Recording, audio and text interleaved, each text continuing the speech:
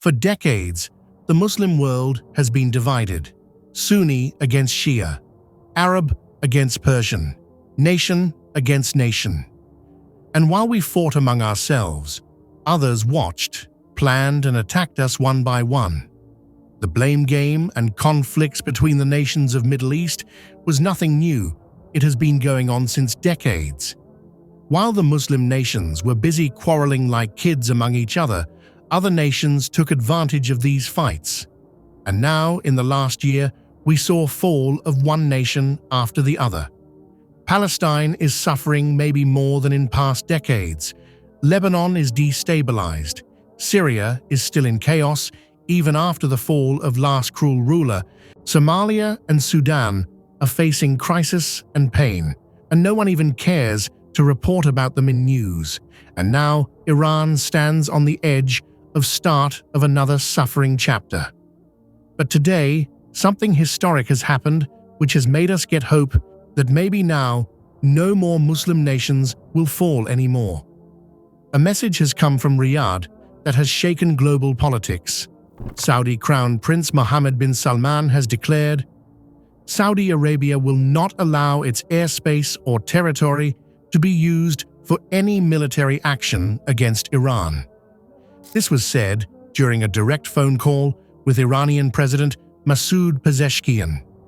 Surely this may be diplomacy and politics, but this is also a sign that the Ummah may finally be waking up.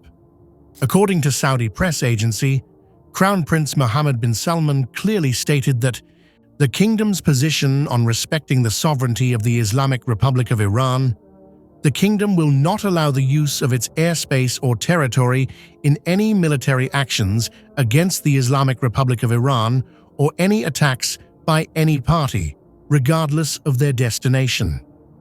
He also emphasized that disputes must be solved through dialogue and not through aggressions and confrontation.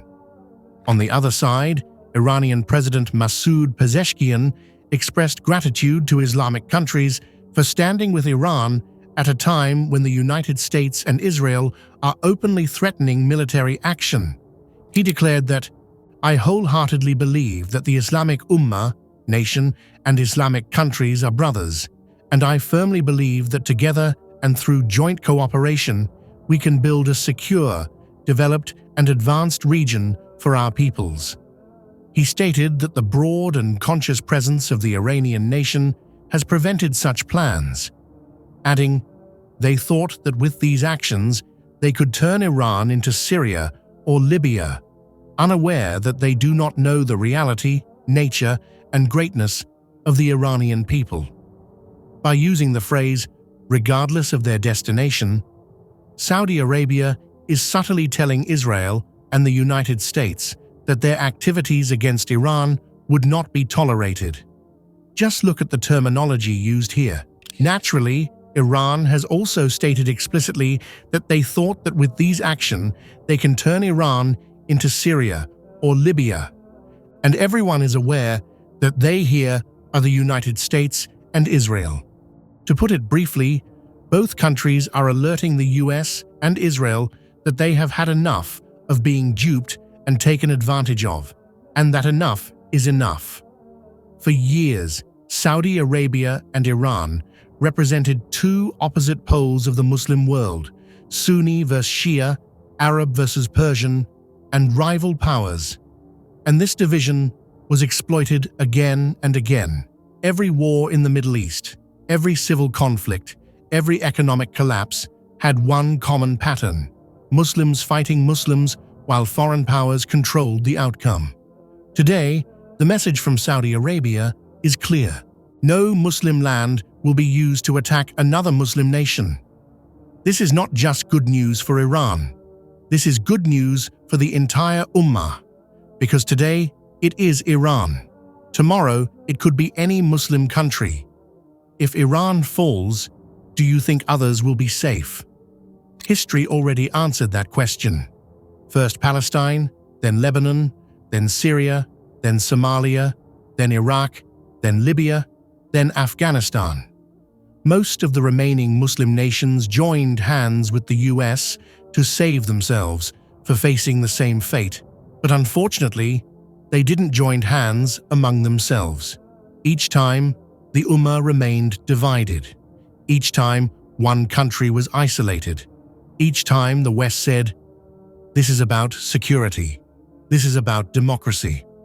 And each time, a Muslim nation was destroyed. Now Iran stands in that same position. The US administration has openly said, all options are on the table.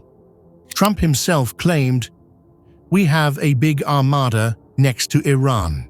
Iranian leaders warned, any attack will be met with swift and comprehensive response. This is not a small tension.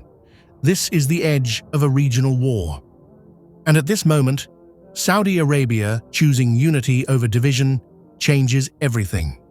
Just days ago, we heard news of a new alliance between Saudi Arabia, Pakistan, and Turkey, something many are calling a Muslim NATO. That itself was a sign of unity.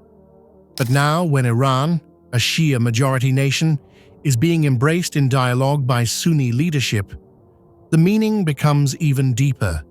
This shows that the shahada that we all make is enough for us to keep united. For the first time in years, sectarian walls are falling. Perhaps Muslim leaders have finally realized one truth. If we don't unite, we will all fall one by one. This moment teaches us something powerful. The Ummah is strongest when united, weakest when divided. Narrated Thorban. The Prophet ﷺ said, "The people will soon summon one another to attack you as people when eating invite others to share their dish." Someone asked, "Will that be because of our small numbers at that time?" He replied, "No. You will be numerous at that time, but you will be scum and rubbish like that carried down by a torrent, and Allah will take fear of you from the breasts of your enemy and last enervation into your hearts." Someone asked, "What is one enervation?" Messenger of Allah, ﷺ, he replied, "Love of the world and dislike of death." The Muslim Ummah has actually become food on the table for world elites, and they are consuming us one by one. But perhaps there is still time for us to save ourselves before being swallowed whole. Perhaps this can be avoided by joining as one Ummah, forsaking our attachment for this temporary world and deepening our connection with Allah. Because this step indeed is joyous, but it is also a test. Will this unity last, or will old divisions return? Because the stakes have never been higher. If the Ummah unites now, no power can treat Muslim nations like food on a table. But if this unity breaks, then every country will face its turn. That's all for today. If you found the video informative, please like it and subscribe to the channel. Jazakum Allahu khairan.